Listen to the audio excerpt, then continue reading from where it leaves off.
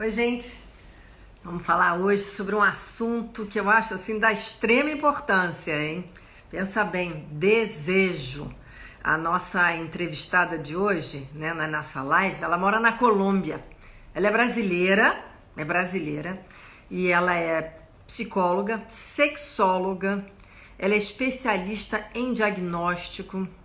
Ela é uma comunicadora, escreveu esse livro que a gente vai conversar sobre ele. É um livro muito interessante chamado Desejo. Eu estava lendo esse livro hoje e eu vou perguntar para ela um monte de coisa que eu li ali no livro, que eu achei muito interessante essa maneira como ela trata o desejo, né?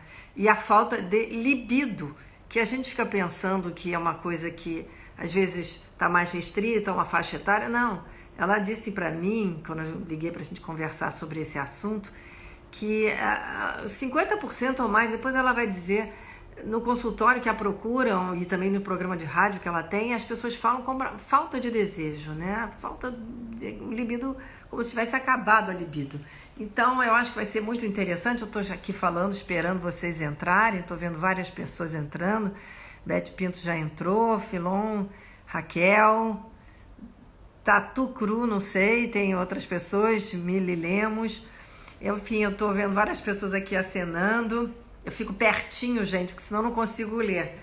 Eu tô ficando um pouco mais para trás. Tem um abraço aqui da Alemanha, que bárbaro, maravilha. Marlene Oliveira. É um assunto muito, eu acho que é um assunto que interessa a todo mundo, homens e mulheres, em qualquer faixa etária, porque envolve o relacionamento humano. Eu acho que é fundamental a gente poder entender o que se passa. E tem uma coisa que ela diz no livro que eu achei muito interessante, viu, gente? Ela diz que o desejo é uma decisão. É uma decisão. E ela conta vários casos no livro dela, onde ela orienta os casais, né, para tentarem recompor a vida conjugal e ensinar um caminho para reavivar, né, a libido e o desejo. É muito interessante o livro. Eu espero que ela publique no Brasil. Eu li em espanhol. O livro é muito didático, é claro, é tranquilo de ler e a gente aprende muita coisa. Cecília Veloso, Léa Sarmento, tem várias pessoas aqui entrando. Vou chamar daqui a pouquinho, já vou chamar a Flávia para a gente começar a conversar. A Flávia, além de tudo, é uma mulher linda, hein? Vocês vão ver como é que ela é bonita, beça. É o carioca, né? Oi, Márcia! Flávia! Prazer estar com você. Prazer o meu, tô feliz, feliz. Ou seja, fazer um live em português depois de tantos anos, eu tô achando emocionante e tô bastante agradecida com esse convite teu. Olha, Flávia, eu que adorei, porque quando a nossa amiga em comum, a Luciana Savagé, falou de você, eu comecei a procurar as suas coisas todas, né? E vi que você tem uma atividade muito forte na Colômbia, você é uma personalidade na Colômbia, tem uma influência muito grande em todas as coisas que você faz. E essa parte de sexóloga, né, é uma coisa assim que tem que levar uma intimidade e ao mesmo tempo uma seriedade. E você consegue, né, contrabalançar todos os dois lados. Parabéns, Flávia. Obrigada. Eu vou te contar uma coisa, é muito engraçado, porque eu moro aqui na Colômbia já são 14 anos, e eu trabalho em meios de comunicação há 12. E, no princípio, era todo um desafio, porque nunca no país ultracatólico e conservador, ninguém falava de sexo. E eu me lembro que eu tinha um amigo chileno que dizia: vai tranquila, porque eles perdoam pelo fato de você ser brasileira e porque ficam na dúvida se o que você disse foi o que você disse mesmo, se não foi um erro de tradução. Então, no princípio, eu fui um pouco pisando em ovos. Claro, não foi tão fácil, obviamente, ou seja, eu levava muita cacetada, né? Tem gente que associa Brasil, você sabe, com libertinagem, com progressão, não tem ideia, né? Não sabe qual é a realidade da gente no Brasil. E eu fui ganhando terreno com suavidade, mas mostrando que a sexualidade é natural, é parte do ser humano, né? Então, hoje em dia, já tem uma relação, digamos, com a Colômbia de tranquilidade quanto a isso. Eles já sabem o que eu vou falar, já sabem como eu sou e já perdoam. Mas eu vou te dizer uma coisa, ser brasileira ajuda, sabe? A gente carregar o Brasil muito grande nas costas, um idioma que eles não entendem, porque é muito difícil entender português, eu acho que foi uma coisa que me abriu bastante o caminho, sabe? Tenho muito orgulho de ser brasileira aqui fazendo esse trabalho na Colômbia. Mas eu acho maravilhoso, admirável, até porque eu estou lendo o seu livro. Eu espero que você publique em português. Cadê a capa? Meu Olha editor a capa. está feliz com isso. Gente, a ideia de publicar em português, meu editor, tudo o que ele quer. Mas você sabe que essa coisa do idioma é tão interessante que quando você fala com alguém daqui sobre o comércio no Brasil, o primeiro que eles dizem é muito difícil. Entrar no Brasil é difícil. Olha. Porque a gente tem essa coisa do idioma, a gente, querendo ou não, se protege bastante. A gente é muito brasileiro de ter uma proteção interna. Então eu digo ao editor, vamos, publiquemos no Brasil, vamos fazer esse risco, vamos correr o risco no Brasil. Eu estou vendo que está entrando várias pessoas aqui em espanhol, que eu acredito que são também seus... São meus seguidores, vão ficar bravos que a gente está falando em português, porque eles ficam bravíssimos se eu falo em português. Eu não entendo, não entendo. Para um pouquinho de espanhol também, né? Isso, você pode falar aqui um pouco. Ah, e tem um detalhe, Márcia, eu falo mal espanhol. Ainda tem esse detalhe, eu falo com um acento carregadíssimo. Então eu digo que o colombiano tem um coração enorme, porque além de tudo fez força para me entender nesses anos todos, né? Eu não tenho um espanhol bom, eu aprendi de papagaísmo. Eu cheguei nesse país, eu não sabia falar nada que não fosse bésame mucho. Ou seja, então eu fui aprendendo, escutando as pessoas falando e repetindo, repetindo. Então é legal. E o livro está maravilhoso. Obrigada. Flávia, me diz uma coisa. Eu achei interessante porque você disse que o desejo é uma decisão. Como assim o desejo é uma decisão? Olha só, Márcia, nós somos seres desejantes, né? A gente nasce com desejo e a gente tem desejo até a morte. A gente, quando está para morrer, a gente deseja viver. Você pega, por exemplo, nos Estados Unidos, no Corredor da Morte, tem um livro interessantíssimo que eu fui ler para esse livro meu, que os últimos desejos dos que vão ser eletrocutados antes da morte. E são desejos incríveis, desde a comida até o padre, ou o encontro, uma carta. Então você vê que a gente nunca deixa de desejar.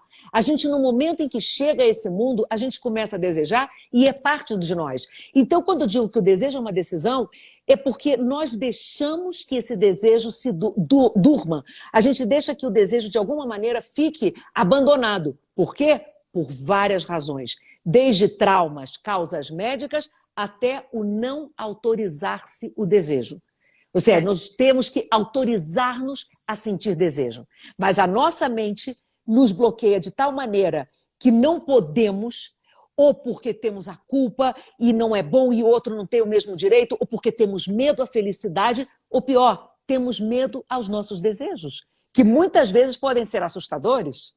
Pois é, agora eu achei também muito interessante, porque você, quando fala sobre o desejo, você diz que o desejo é multifuncional, né? Ele é vários, vamos dizer, você falou da parte cerebral. A gente sabe que o cérebro tem uma questão importante, né? Com a serotonina e tudo. E você teve que até conversar com médicos, psiquiatras... Um psiquiatra.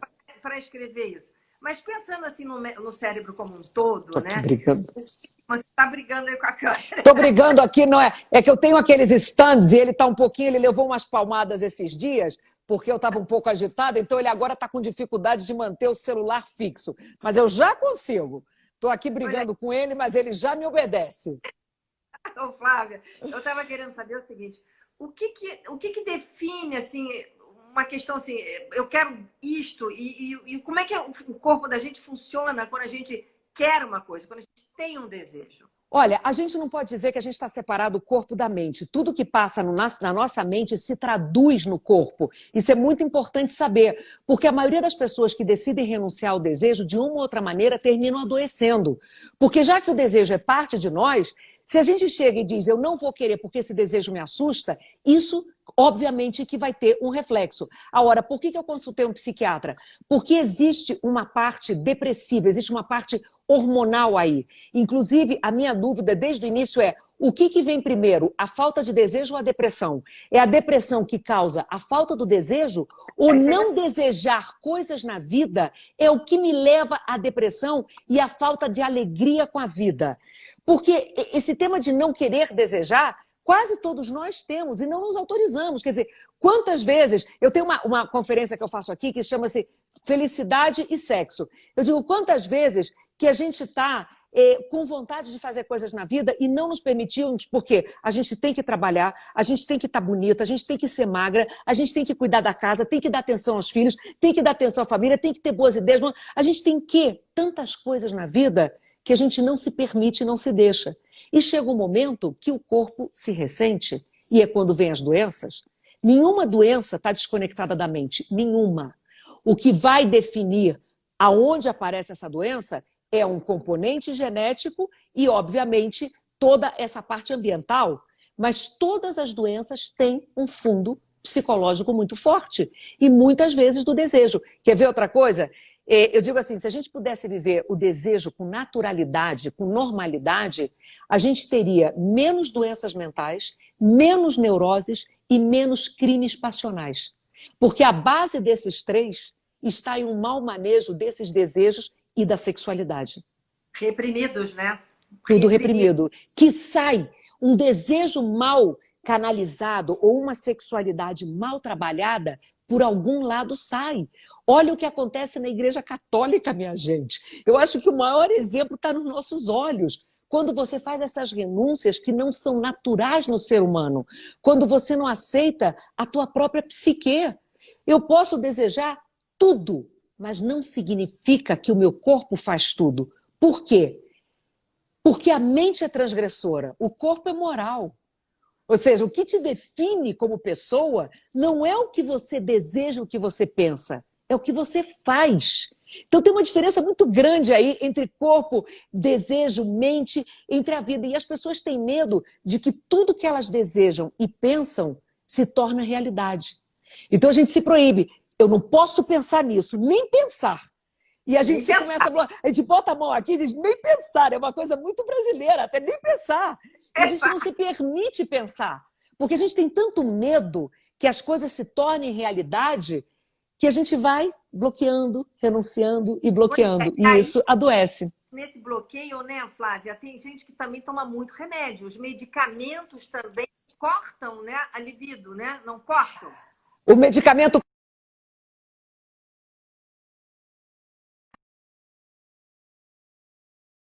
ser feliz. A gente quer comprar. A gente está triste, a gente compra um antidepressivo. A gente quer emagrecer, a gente compra um medicamento para emagrecer. A gente não está com sono, a gente compra um medicamento para dormir.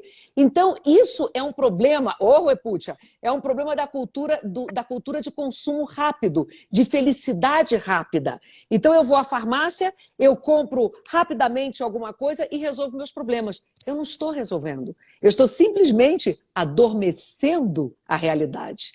E o desejo entra aí também. As pessoas que fazem uso de antidepressivo são pessoas que estão, de alguma maneira, matando o desejo. Quando eu vejo pacientes aqui, a primeira coisa que eu pergunto é, me dá uma lista dos remédios que você está tomando. É fundamental, porque eu não posso ver um paciente que tem a falta de desejo sexual e está em antidepressivo. Entende? Eu tenho que trabalhar isso de alguma maneira. E por isso que eu fui esse psiquiatra que eu digo que é uma psiquiatra de cabeceira, que é para quem eu mando todo mundo e ele me manda todo mundo. Porque chega um momento que a gente tem que fazer um acordo dos medicamentos.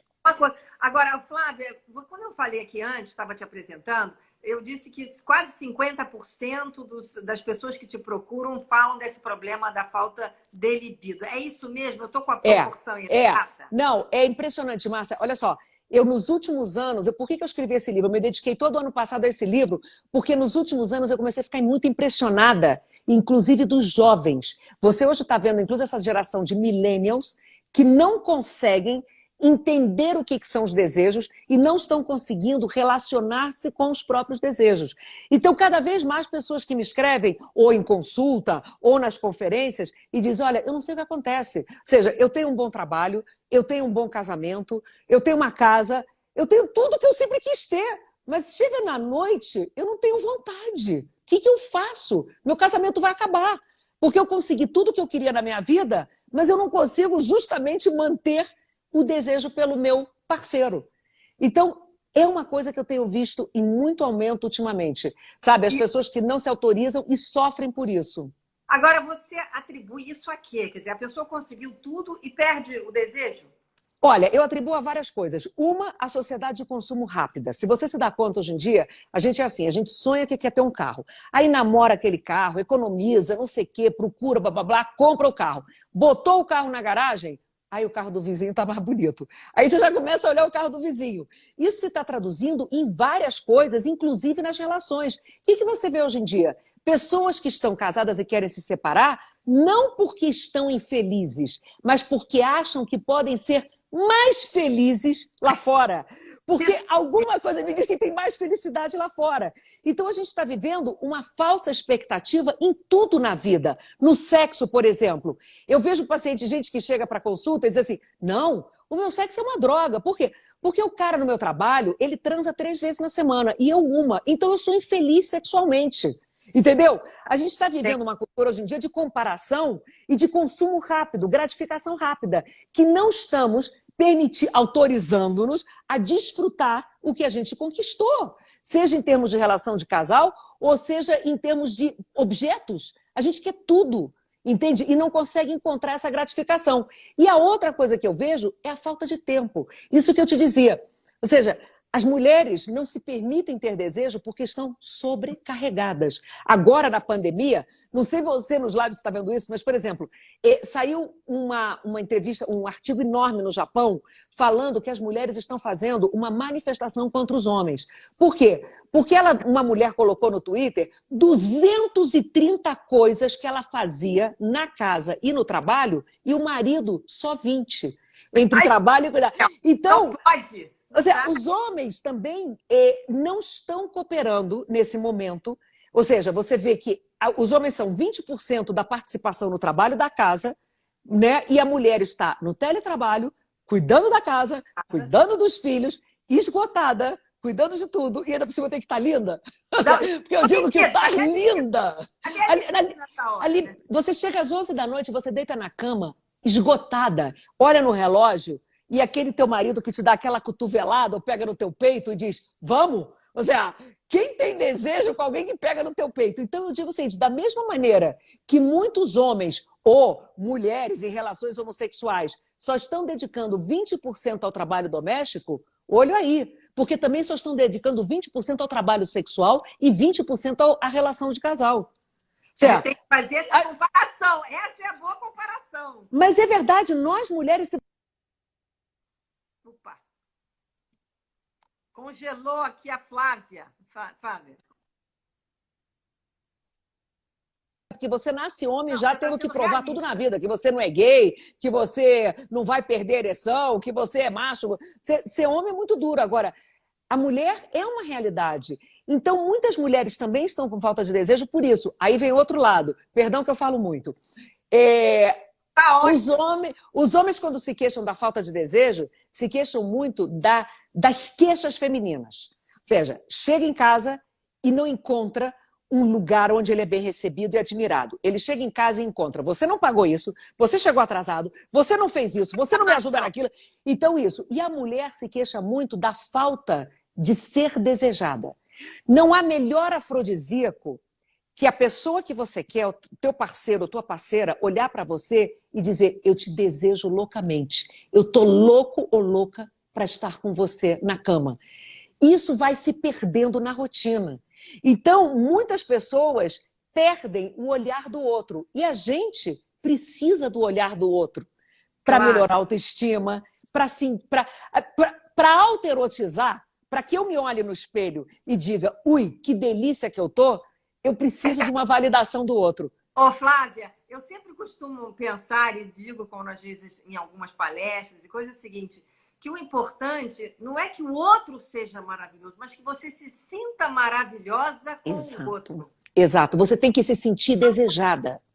Né? Esse é base. É afrodisíaco quando você tem essa pessoa que... Por quê? Porque isso vem da infância. A gente, quando é criança, a gente precisa do olhar de pai e mãe para crescer. A gente precisa dessa validação. Quando a gente vai e se relaciona amorosamente, a gente acaba buscando o mesmo da infância, porque a gente nunca termina de ter essa criança aqui dentro que precisa ser validada. Então, o que está acontecendo é isso. Quer dizer, eu estou ali com o meu parceiro e o meu parceiro não me está olhando. Então começa isso a afetar a minha autoestima, começa a afetar a forma com que eu me sinto e vai afetando o meu desejo. É afrodisíaco erotizar-se. Mas para que eu possa me erotizar, eu tenho que me sentir erotizada pelo outro. E é um erro que os casais caem. Exatamente. Agora, Flávia, também tem uma coisa que eu acho que às vezes perturba as relações, no sentido de que as pessoas se sentem, têm uma menos-valia, é porque na vida real é uma coisa, mas às vezes a pessoa vê no cinema as coisas tão mirabolantes que Sim. ela fica assim, como é que eu vou me comparar com aquilo? Eu não sinto aquilo, aquilo não tem essa coisa espetacular. Então a pessoa tem um choque entre a realidade que ela vive e o que ela gostaria de ver, né?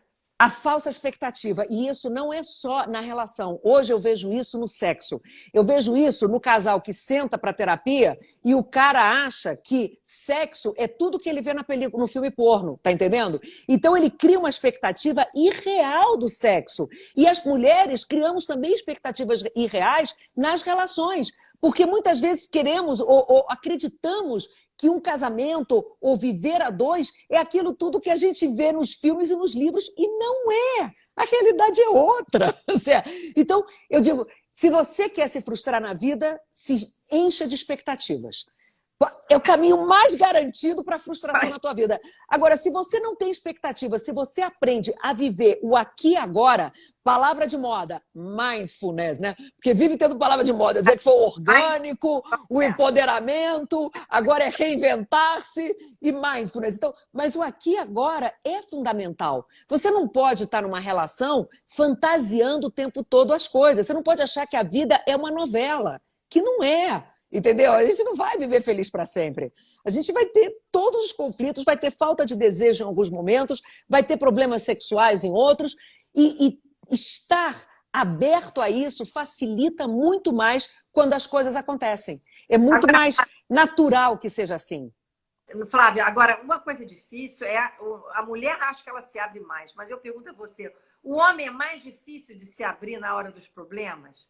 Olha, geralmente é a mulher quem leva o homem para a terapia, né? Isso é um clássico. Eles vêm da terapia e tudo mais, quase que como a última tentativa para a gente não se separar. É quando a gente busca terapia, aí já não tem nada que fazer. Mas, por outro lado, aí já não tem o que fazer. Quando a pessoa senta e diz assim, é nossa última tentativa, aí eu digo, bom, então não vai dar certo, porque já esgotaram todas.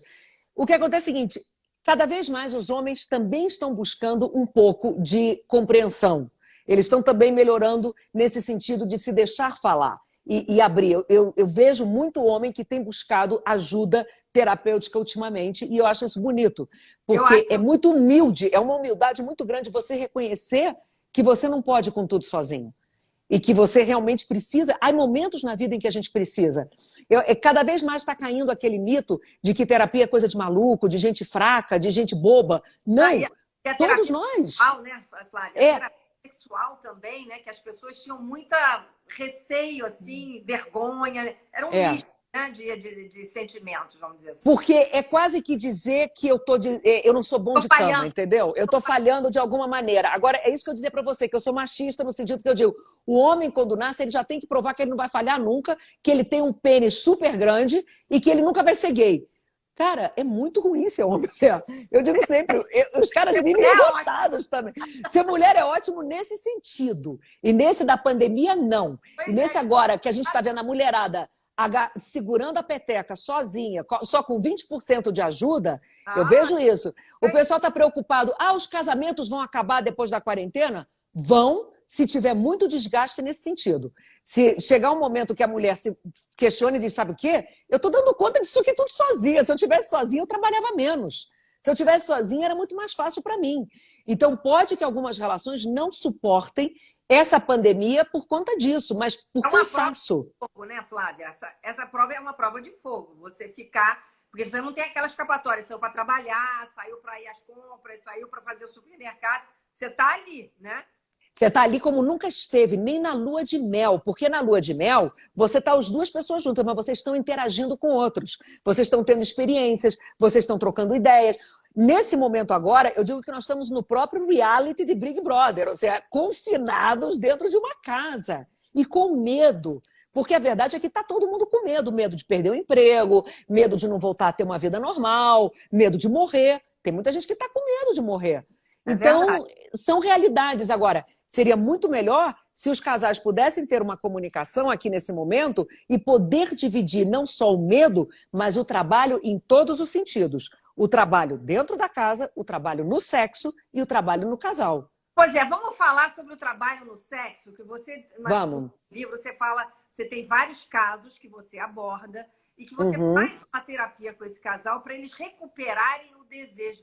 E eu fico perguntando, dá mesmo para recuperar o desejo, Flávia? Dá. Porque a gente fica pensando que o casal entrou num desgaste tão grande que um tem tanta queixa do outro que aquilo acaba sendo um caminho que tem um bloco de gelo no meio, né? Mas olha, você recupera na medida em que você consegue botar o casal outra vez conectado ao passado. Eu gosto muito de usar o álbum de fotografias do casamento, sentar para ver as fotos, tratar de resgatar o que foi que você viu naquela pessoa naquele momento, como você se sentia naquele momento, quando foi o melhor sexo que vocês tiveram. Nós todos temos uma memória erótica, da mesma maneira que temos essa olfativa, que sentimos um cheiro e nos manda ao passado, e um passado positivo ou negativo. A memória erótica também. A memória erótica também existe. Se eu te perguntar agora, Márcia, trata de lembrar a melhor cama que você teve. Ó, você já sorriu, você já começou a sorrir, você já está rindo. Teu corpo já recebeu essa mensagem. É que a gente vai bloqueando. Mas quando a gente começa a ativar a memória erótica, quando a gente resgata no passado esses momentos que valeram a pena, e obviamente tratando a conflitualidade, tem formas de resgatar. Porque o que vai passando é que essa rotina vai fazendo com que eu vou deixando de lado esses momentos. Então, é um trabalho que se faz com o casal de resgate do passado e de ativação da memória erótica. De ativação de algum momento houve algo entre eles. Eu gosto muito de um dicho, né? Uma coisa aqui na Colômbia que se diz donde há cenizas, o fuego está. Onde tem as cinzas, o fogo ainda está. Então você tem que pegar e reativar essas cinzas de alguma maneira. Mas isso é um trabalho que os dois têm que estar dispostos a fazer. Os dois têm que querer fazer. Eu conto no livro casos, um que dá certo, um que não dá certo. Um que dava certo, onde ela passou por um luto muito grande porque perdeu o pai, porque perdeu o útero. Foram muitas perdas no momento e um luto que não foi trabalhado. Então, ela foi matando o desejo dela mesma. Então, quando a gente começou a trabalhar, inclusive esses encontros que eles tinham, como ela se arrumava, nada na vida é espontâneo, tudo é organizado. Quando a gente está namorando, que a gente vai sair com aquele cara ou com aquela mulher que a gente gosta, a gente pensa na roupa, no perfume, no lugar que vai, a gente toma cuidado com todos os detalhes, com a depilação. Aí é tratar de reativar tudo isso que a gente lembra que a gente fazia. Porque é parte de nós. Ou seja, não é que a gente se transforma. A gente não é borboleta, tá entendendo? Que a gente deixou de ser lagarta. Não, a estrutura está aqui dentro. O que passa é que a gente endurece na vida, mas se pode amolecer outra vez. Tanto amolece que quando troca de casal é quando a pessoa descobre, né? Encontra tudo outra vez. Ah, não, estou estreando parceiro ou parceira, agora eu sou outra vez a pessoa que eu era no passado. Ah, tem muito isso, né? Agora, Flávia, você fala também que tem vários tipos de infidelidade, que eu achei muito interessante. E tem alguma infidelidade que afeta o desejo, óbvio, né? Que tem. Até de um cara que não conseguia nem ficar com a amante, mas conseguia ficar com a mulher. E a amante era uma espécie de uma bengala na vida dele. O que passa é que tem infidelidades que são funcionais, né? Por mais difícil que seja escutar isso, é verdade. Tem gente que precisa, às vezes, sair e ter outra pessoa para poder manter a estabilidade com a pessoa de origem. No caso desse cara, a culpa era tanta que ele não conseguia ter uma ereção com a amante. E ele sofria por isso, porque ele queria a amante, ele gostava, era perfeita, deliciosa, não sei o quê, mas ele perdia a ereção com ela por culpa. Então, existem as infidelidades funcionais, que tem gente que precisa trabalhar e entender por que precisa disso. Existem pessoas que têm tanto medo de se comprometer a uma relação que terminam com outras infidelidades, quase que como aquela coisa assim, eu não estou tão preso ou presa, eu posso sair quando eu quiser. Eu tenho outra pessoa é porque significa que eu estou livre. Né? E existe a pessoa que precisa dessas infidelidades também para poder assumir a própria personalidade e dizer que elas estão no comando e que não estão presas a um casamento ou a um amor ou algo pelo estilo. Aliás, É muito interessante entender a infidelidade. e você falou que tem a infidelidade direta, a indireta, a online, a física, a emocional, a vingança, a de vício, né? E também aquela que precisa para fazer a separação, para largar uma pessoa. Eu achei Isso é muito de mulher, né? Tem muita mulher que não se sente segura para estar sozinha e precisa de alguém como uma muleta mesmo para poder sair de um mau casamento ou uma má relação para se apoiar numa próxima. As infidelidades online, tem gente hoje em dia que mantém amores platônicos, eu não sei nem se é platônico, porque se falam, mandam fotos, mas não se veem, porque está perfeito como está. Está delicioso como está. Existem as outras infidelidades em que a pessoa precisa manter e alimentar essa paixão, esse desejo ali, mas nunca vou a concretizar porque eu não posso. Tudo isso são estruturas que nós, seres humanos, temos com esse medo da fusão, com esse medo a viver uma relação de fato. Só para trabalhar cada caso é diferente. Cada caso é diferente, mas eu achei muito interessante essa sua divisão, entendeu? Em 8 tipos de infidelidade. E outra coisa que me chamou a atenção é que você dividiu a resposta sexual em 4 etapas. Mas isso é uma divisão clássica em sexologia. Você tem o desejo... É interessante falar Claro, porque quando a gente faz terapia sexual, é importantíssimo fazer desde o início. O que a gente faz na terapia sexual? Eu sigo o modelo Ellen Kaplan e Masters and Johnson da minha escola na Itália. A gente proíbe o sexo totalmente, inicialmente. Por quê? Porque tem que tirar o peso, a obrigação de desempenho das duas partes. Então, quando a gente proíbe o sexo, o casal faz assim, ai que bom. Ou seja, não tenho... porque tem tanta cobrança já, tanta frustração e ressentimento que prefere que tire. Aí você começa a colocar passo a passo os comportamentos. Por quê? Para identificar aonde está o problema. Se é na excitação, se é no desejo, se é naquele ponto de não retorno, no orgasmo dificilmente e na resolução também. Porque se você chega ao orgasmo, chegou. Normalmente os problemas estão aqui. E aí você pode identificar por que a pessoa tem um conflito nessas etapas antes de culminar no orgasmo. É muito importante fazer isso, porque pode que a queixa seja uma, mas aí você descobre que, na verdade, é uma queixa que está escondendo outra coisa aí. Está escondendo um outro problema que ela não teve coragem de falar no meio do caminho. Eu achei muito bom a gente poder ler dessa forma, porque é uma coisa assim bem clara. Ó, aqui, cadê o seu livro? Eu já estou falando que você vai ter que... Eu acho que na Amazon pode baixar ele online, para leitura online, mas está em espanhol ainda. Ele ainda não está em português, a gente pode baixar ele pela Amazon e pode ler, porque inclusive eu tenho muita gente da Colômbia que mora nos Estados Unidos e na Espanha e baixa o livro online para ter ele naquele formato Kindle ou no computador ou o que seja para ler. Tá, ótimo. Eu acho que é o seguinte, quando a gente fala de desejo, a gente fala de erotismo, né? E erotismo está muito intrincado dentro dessa situação do desejo. Agora, como é que a gente trabalha o erotismo? Você já falou um pouco dessa coisa de você ficar em casa, mas você tem que se botar perfume, se arrumar. Quer dizer, esse lado de mostrar um cuidado para o outro é fundamental para criar o clima. E mostrar um cuidado para si mesmo, né? Porque se a gente não se autoerotiza, a gente não pode esperar ser erotizado pelo outro. A gente também tem que se erotizar. Aí tem que se autorizar também. E aí entra no meu tema de sexualidade aqui na Colômbia, que é a dificuldade, inclusive, de tocar o corpo ou chamar as partes do corpo como são. Eu digo sempre, você não pode pensar em erotizar se você não tem uma relação fluida de comunicação com o teu corpo. Você não pode passar o resto da vida dando apelidos para os teus genitais. Você tem que aprender a falar os órgãos genitais como são. Você não pode erotizar a perseguida. Você não pode erotizar, entendeu? Não pode. Você tem que ter um nome, você tem que saber falar vagina, você tem que saber falar clitóris, você tem que falar as coisas como são, vulva. Mas essa dificuldade, inclusive na linguagem, é uma coisa que mostra a dificuldade em erotizar também o corpo. Porque eu não me permito olhar e não me permito nomear e tocar. Ou seja, quando trabalho em sexualidade, 95% das mulheres anorgásmicas são mulheres que nunca se masturbaram.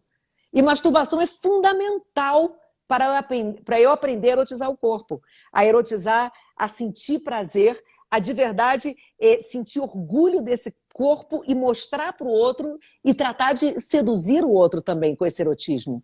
Agora, quando você fala na masturbação, você tem os homens e as mulheres, né? Não só... Mas é que para o homem já é uma coisa mais tranquila, né? Historicamente, o homem sempre se acreditou que o homem tinha mais desejo que a mulher. Mentira. Desejo não tem nada a ver com gênero, desejo tem que ver com personalidade. Libido é como personalidade, cada um tem a sua. Ou seja, não tem uma coisa que o homem tem mais libido que mulher e tem mais necessidade. Mentira. Ou seja, tem um montão de mulheres aí que tem muito mais necessidade de sexo que homem. Agora, a masturbação masculina é uma coisa mais normalizada na sociedade. A feminina feminina ainda é um problema para a mulher se tocar. Ainda é um problema para a mulher aceitar. E eu digo sempre, ou seja, a masturbação é um engatinhar do sexo. Você não pode pensar em uma vida sexual prazerosa se você não engatinhou antes, se você não passou por esse momento de conhecer teu corpo, de saber como ele se estimula, como ele responde e como você gosta de ser tocada. Você não pode esperar uma pessoa de fora para tocar o teu corpo e te ensinar como é teu corpo. É você que tem... Empoderamento! Empoderamento passa pelo corpo, passa pelo sexo. Claro. Eu não posso ser uma mulher empoderada. Eu sou empoderada e de noite fingir orgasmo. Eu não sou empoderada. Empoderamento tem que passar pelo corpo, pela sexualidade. Então é importante isso. Orgasmo, né, Flávia? Como virou assim, às vezes um tabu, né? Falar no orgasmo. Como é que a mulher chega no orgasmo? A mulher finge o orgasmo. Para o homem é uma coisa evidente, né? Como sexóloga, o que você tem falado para as mulheres? Olha, o que acontece é o seguinte, são duas coisas muito interessantes. Primeiro que a sexualidade masculina é totalmente visível, é externa, né? Você vê a ereção, você vê a ejaculação. A sexualidade feminina, como é totalmente interna e ninguém vê nada, é um mistério. Então você não entende muito bem sobre o desejo, a excitação feminina, o orgasmo feminino. E muitas mulheres, ainda com medo de perder o parceiro, preferem fingir e alimentar o ego do parceiro com gritos incríveis. E eu digo, o problema é que aprendem na película pornográfica e falam, oh yes! Já não falam assim, oh yes, yes! Porque creem que yes é erótico. Então, sabe, tem que aprender a conhecer esse corpo para não ter que fingir esse orgasmo. Porque é uma vida muito frustrante de fingir orgasmo e nunca encontrar esse prazer verdadeiro. E é um ciclo vicioso que não sai mais. Eu finjo a primeira vez, ele se sente um super macho, um garanhão, aí eu estou garantindo que ele não vai abandonar, então eu vou continuar fingindo e eu garanto esse homem ao meu lado. Vale a pena? Felicidade, né? Pois é. Felicidade para a mulher.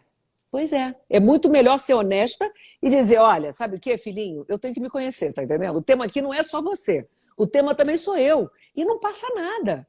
Agora, a mulher com esse medo constante que tem de ser criticada, abandonada, julgada, mantém esse machismo que é tão comum na nossa sociedade. O garanhão com a mulher que está 10 gritos e 10 orgasmos. E o pior é que hoje, em clínica sexual, chegam os caras e dizem assim, ela tem um problema, porque ela não tem orgasmo daquele do filme que a mulher molha tudo.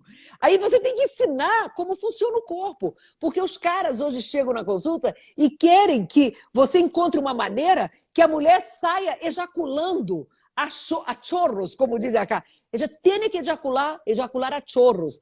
Eu digo, que isso, cara? Que viagem, você está entendendo? Como ejacular assim em quantidades?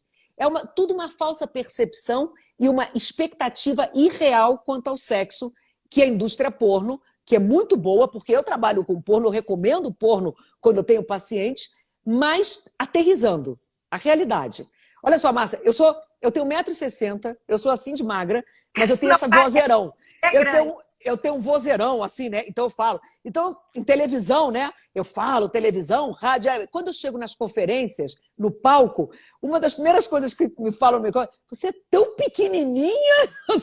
As pessoas têm que entender que na televisão, no rádio, existem recursos para aumentar, que a gente cresce, tudo fica grande. Os genitais ficam enormes, as respostas sexuais são enormes. Então a pessoa tem que entender que o que vê naquele filme não é real. São efeitos de luzes, não é real. Aquilo é outra coisa. Agora, Flávia, você falou aí do porno, eu queria falar o seguinte. E as coisas do fetiche? Que tem gente que é muito ligada nisso, né? Uhum. Isso ajuda o relacionamento ou isso pode deturpar o relacionamento? Mas aí tem que ver o que é esse fetiche. O fetiche é uma preferência ou é uma dependência?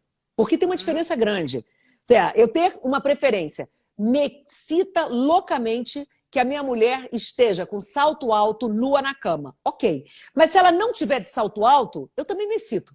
E também tenho orgasmo. A outra coisa é, eu não consigo ter uma ereção se ela não tiver de salto alto. Então tem uma diferença muito grande entre uma preferência e uma dependência.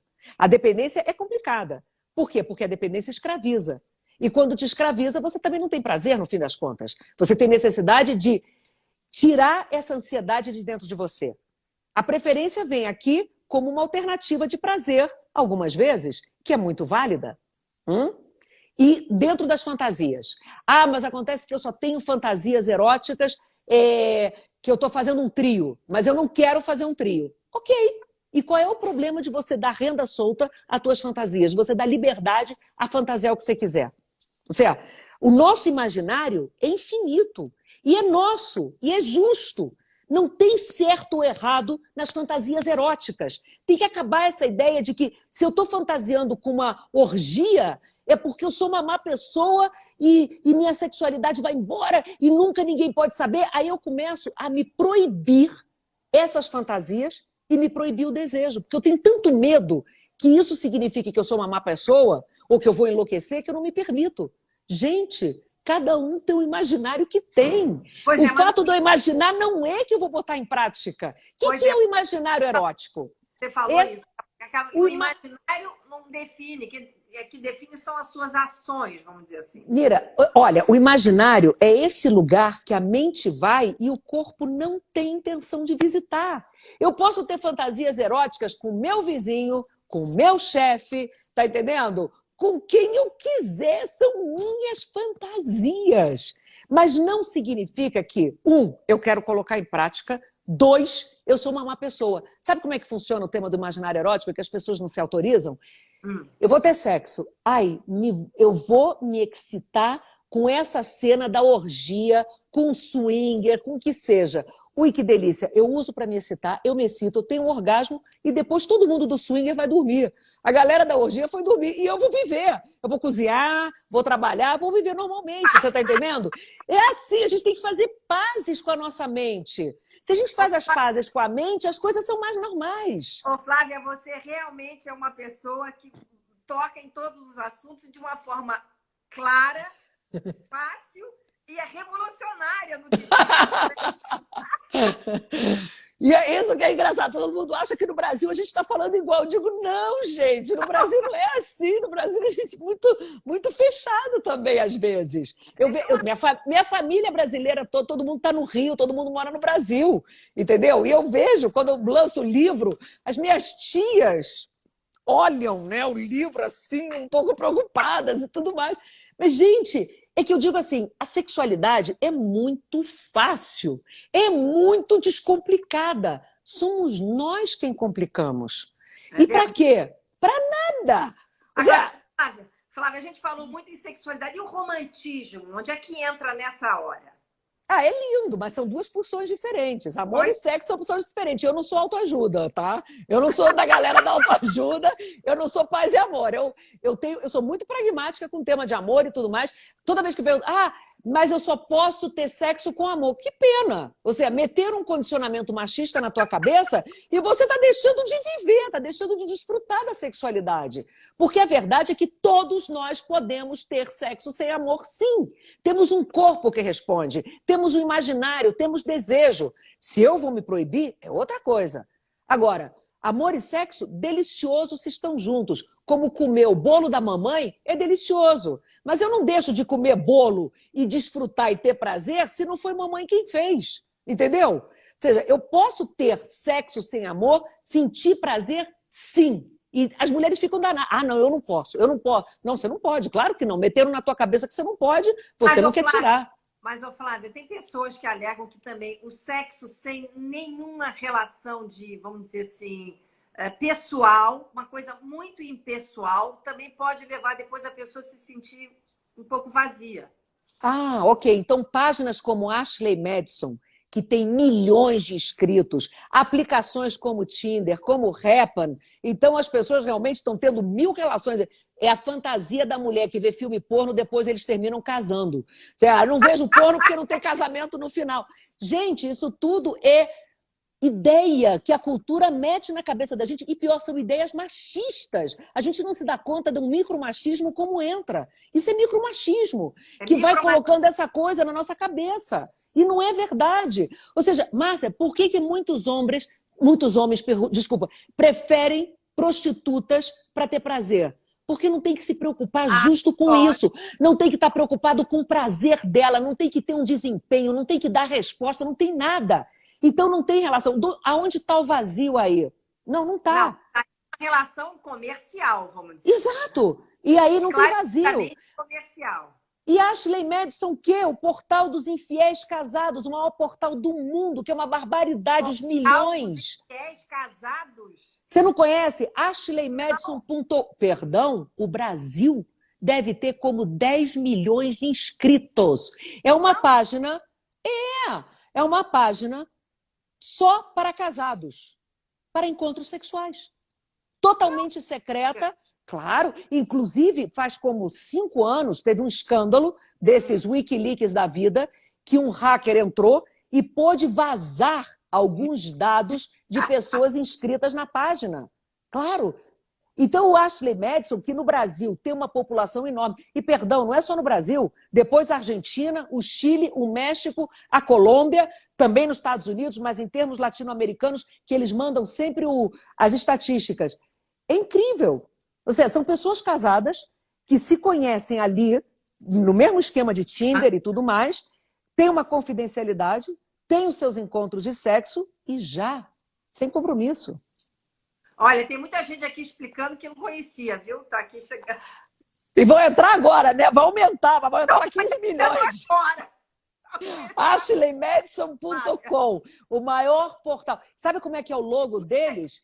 Flávia, o logo deles é: a vida é curta, tenha um caso. Life is short, have an affair. É o logo deles. Tem aqui uma pessoa dizendo chocada. Não se choca, não. Então, coach tá Não, é que é verdade, quer dizer, então, essa coisa de que, não, a pessoa pode sentir um vazio. Não, a pessoa não pode, a gente quer que ela sinta um vazio. A gente quer que ela sinta um vazio porque a gente quer a ordem. A gente tem medo da anarquia nas relações, a gente tem medo da anarquia no sexo. A gente acha que se a gente abrir a nossa cabeça e todo mundo abrir, o mundo vai enlouquecer, mas não vai, gente. A melhor forma de controlar uma sociedade é através da sua sexualidade, através da sexualidade. Olhe na história. Toda vez que um povo você quiseram controlar, se controla com sexo. Você consegue cidadãos obedientes, tranquilos e incapazes de se rebelar. Por quê? Porque esse motor do desejo, esse motor da sexualidade é livre. E isso mostra a liberdade da pessoa. Você, quando entra em contato com prazer, quando você sabe o que é o prazer, você se sente livre, você se sente autônomo. Ô, Flávia, tem aqui a Mariana Santos, está perguntando qual é a relação que você acha entre o pornô e o machismo? Olha, está mudando muito. Obviamente que a indústria porno, como também o mercado, sempre foi muito focado nos homens, né? É tudo mete-saca no porno, né? O porno é igual, né? Mete-saca, não tem nem casamento no final, não tem romance, não tem nada. E a indústria porno também, quer dizer, a roupa íntima, o vibrador, é tudo para estimular os olhos masculinos. Por quê? Porque o estímulo masculino entra pelos olhos. Mas isso está mudando.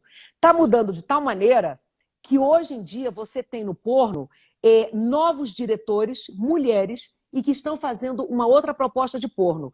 Tem uma que eu particularmente adoro e sigo, se chama Erika Lust, está em Barcelona, premiadíssima, ela só trabalha com mulheres. E o porno dela tem o mete-saca, obviamente, mas tem uma coisa que nós mulheres gostamos: pele, sensações.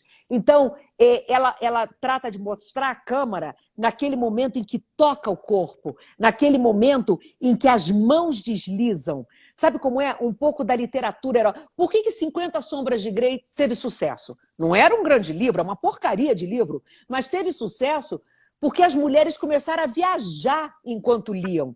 Quando o cara contava o sadomasoquismo, porque eu senti isso, porque o perfume, porque o ruído, o sabor, para nós é importante esse tipo de estímulo, porque nosso estímulo passa pelo ouvido e passa pela pele.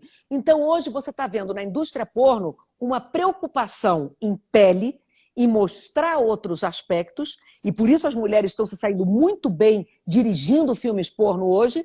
E no mercado porno, você está começando a ver vibradores que não é mais aquele de 4 metros autolimpante, 4 cabeças autolimpante de antigamente, não? Que o cara chegava em casa com aquele vibrador. Não, eu digo sempre, aquele vibrador enorme, autolimpante, não sei o quê, porque o cara se estimulava vendo. Hoje, os vibradores, a indústria do vibrador, ele está preocupado com clitóris. Então, todos os vibradores hoje em dia tem, seja um massageador de clitóris, hoje o pacifier, que é a bomba do momento aí, vou dar um dado para vocês. O grande brinquedo sexual do momento é um succionador de clitóris alemão que está vendendo como água e eleva o prazer feminino, se chama Satisfyer. Vocês conseguem nas páginas porno, todo o mercado porno vende o Satisfyer. E já estão o Lelo, que é uma empresa sueca dos vibradores de design alto nível, já tem também o vibrador com um succionador de clítoris acoplado. Então, já estão preocupados hoje em dia na indústria de vender objetos que, de uma certa maneira, a mulher possa satisfazer. E não só mete e saca do filme porno, que o homem vendo baba, não? E se excita. Quer dizer que essa visão que você falou dessas mulheres diretoras de filme pornô femininas é uma coisa muito mais adequada para a mulher, porque eu achei interessante que você falou, o homem se excita pelos olhos e a mulher é pelo ouvido e pela pele, pela pele. E pelo que a gente é tocada. A gente necessita ou a gente precisa ser tocada no corpo. A gente precisa escutar para poder se excitar. E não são todos os homens que têm isso muito claro, porque como estímulo... Por que uma revista feminina não tem sucesso? Porque sai o cara pelado na revista, a gente morre de rir, a gente olha, mede, vê o pinto do cara, ri pra caramba, mas a gente não se excita. Então as revistas masculinas têm sucesso porque sim, o estímulo entra pelos olhos. Qualquer um que trabalha com marketing sabe disso. Para vender produto para homem, basta botar a mulher semipelada ali, né? Fazendo caras e bocas, porque chama a atenção dele. É mais fácil, né, falar? Chama a atenção, entra tudo pelo olho, e nós não. Então a indústria está se moldeando já nos últimos anos, vendo que, primeiro, nós somos o grande mercado consumidor, e depois que vale a pena financeiramente investir no prazer feminino. Você hoje em dia, com essa revolução de vibradores que estimulam clitóris, é impressionante. Esse Satisfyer é a bomba do momento. Os caras alemães que fizeram isso estão milionários. É interessante que você trata isso tudo como instrumentos do seu trabalho como sexóloga, né? Então, claro. Você, na verdade, você inclusive indica para as suas clientes, né? Não só indico. Eu digo o seguinte, eu trabalho, esse corpinho aqui está a favor da ciência. Então, esse corpinho aqui prova tudo que sai no mercado, tudo. Porque me mandam, não estou brincando, me mandam do Canadá, me mandam da Suécia, de várias partes do mundo, me mandam para provar. E quando eu provo e gosto, eu realmente recomendo.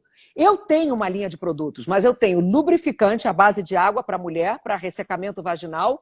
Eu tenho gotas para estimular o clitóris, umas gotas com canela e flor elétrica, que me custou um trabalhão encontrar. O laboratório elétrica, Flávia? Tem uma flor na Amazônia, tanto nossa quanto colombiana, que quando você tira o extrato, ela dá uma picadinha, assim, como um salteadinho. Então, essas gotas que eu tenho de prazer, você coloca no clitóris e aí faz com que o teu clitóris, uma vasodilatação, e começa a mover e esquentar o clitóris. Eu tenho essas gotas e tenho um azeite de chocolate para massagem erótica. Esses produtos eu lancei há 3 anos atrás. Estou trabalhando no lançamento de outros mais, mas sempre focada na mulher. Porque eu digo sempre, o mercado é machista. O mercado não estava preocupado com prazer feminino. Ou seja, a mulher compra roupa interior cheia de renda, incômoda, porque não tem nada mais incômodo que roupa interior sexy, né? Aquela tanga metida na bunda o tempo todo, aquele sutiã que não agarra nada. É um saco. Mas a mulher investe nisso para estimular os olhos do parceiro. A mulher investe no maldito vibrador 4 cabeças autolimpante para o cara se excitar. A mulher investe nas bolas tinas para o cara se excitar. Ou seja, tudo que a gente faz e está no mercado é para que eles fiquem excitados, não a gente. Então, eu tenho esse foco muito feminino para que a mulher possa desfrutar do prazer de verdade no sexo. E conhecer o corpo e empoderar-se do seu corpo de maneira orgânica. Olha, Flávia, você tem que lançar o seu livro aqui no Brasil. Viu? Eu quero! Aqui, onde é que você tem esses produtos? É na Colômbia, gente. Gente, é que eu estou na Colômbia, aí vou falar aqui no pessoal. O mercado brasileiro é muito difícil, é muito fechado. O mercado no Brasil é fechado para quem é de fora. Não, é que é engraçado isso, né? De verdade, é uma vontade que a gente tem, mas é um mercado bastante complicado para entrar. Não é um mercado aberto para produtos do exterior, não. Não é fácil. Ô, Flávia, você está onde na Colômbia? Tem gente perguntando. Bogotá. Eu moro em Bogotá, na capital. Deixa eu dar aqui um resumo rápido técnico da minha vida dos brasileiros que não me conhecem. Eu saí do Brasil há muitos anos, eu me casei com um diplomata, nós fomos para Roma, vivemos em Roma 5 anos e meio, onde eu me formei sexóloga, eu me formei em Brasília, na UNB, depois eu fui para Roma, fiz 4 anos de sexologia, morei lá em Roma, de Roma eu fui para Nova York, morei em Nova York 3 anos e meio, onde eu atendia pacientes, fiz alguns cursos e tudo de sexualidade masculina, e depois nós viemos para Bogotá. E em Bogotá, ele terminou se aposentando. Nós decidimos ficar morando em Bogotá, levamos aqui 14 anos, 12 por conta própria e 2 que ficamos aqui no trabalho dele. E aí, essas coisas da vida, entendeu? Ou seja, uma coisa foi levando a outra, eu comecei a trabalhar em meio de comunicação por acaso. Não é que eu busquei, eu ia para congressos médicos e um dia me chamaram do canal de televisão, da Caracol Televisão, para uma entrevista na Notícias, sobre um governador de Nova York que saía com prostituta. E daí me fizeram um convite para o programa matutino, que se chama Dia a Dia, e eu fui umas 3, 4 vezes, e aí me propuseram, me fizeram a proposta de fazer uma sessão fixa 2 vezes na semana. Depois de 2 meses já estava 5. E 12 anos depois, eu digo, os colombianos têm uma paciência enorme, porque me veem todos os dias, me escutam todos os dias há 12 anos aqui nos meios de comunicação. Mas e eu me sinto feliz. Sim, é porque eu tenho um carinho enorme pela Colômbia por isso, porque eles me receberam com os braços abertos. Entendeu? Então eu sou aqui a brasileira deles que fala de sexo. E então, como eu te disse, me perdoam porque eu sou brasileira. Ô, Flávia, olha, eu adorei a nossa live. Eu também. Máximo, falou sobre tudo, deu dicas, esclareceu. Olha, foi fantástico. Graças. Vamos repetir lá na frente. A gente pode falar sobre outros assuntos. Tem Vamos. Também está permeando aqui no seu livro que eu vi, que é a infidelidade, que a gente passou só por alto, e você tem um capítulo inteiro sobre isso. E eu quero escrever ainda um livro sobre isso. Acho que vai ser o próximo livro, depois da pandemia, vai ser Infidelidade. E eu quero dizer o seguinte, eu estou muito feliz, porque eu sou sua fã. Você, desde que eu morava no Brasil, eu te vi em notícias, eu via você apresentando, eu vi você na manchete, eu via você em todos os lados. Quando eu vi que você me escreveu, eu falei, cara, eu não estou acreditando. Falei, não, você trote. Uma maravilha. A nossa live. Olha, vai cair, porque ela fecha de repente. E eu quero agradecer muito você, que foi o máximo. E vamos eu a você. Flávia. Obrigada, eu adorei também. Quem não me segue, @Flávia Santos. Tô no YouTube, tenho canal no YouTube com vídeos. Tô no Instagram, no Twitter, no Facebook, aonde vocês quiserem eu tô. Eu sou multifuncional. Ela é ótima. Obrigada. Adorei te conhecer. Eu também adorei falar com você e te conhecer. Um beijo grande, Flávia. Beijo, até a próxima. Até a próxima. Obrigada. Gente, vai cair, já sabe como é que é. A gente acaba rapidinho. Espero que vocês tenham gostado. Ela deu um show. E amanhã eu estou de volta às 18 horas aqui com vocês de novo, tá bom? Um beijo carinhoso para todos. Tchau.